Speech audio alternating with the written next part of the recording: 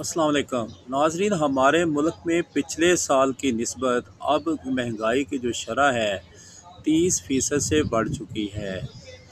आटा बहुत महंगा हो गया है, चीनी बहुत महंगी हो गई है, दालें बहुत महंगी हो गई हैं और घी बहुत महंगा हो गया है। हर चीज़ जो है वो इंसान की बसात से बाहर होती जा रही है। गरीब तो पिस ही रहा है, जो सफ़ेद पोश लोग थे अब वो भी बहुत परेशान हैं।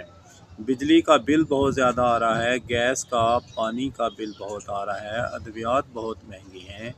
इंसान का जीना दिन ब दिन जो है वो बहुत मुश्किल होता जा रहा है।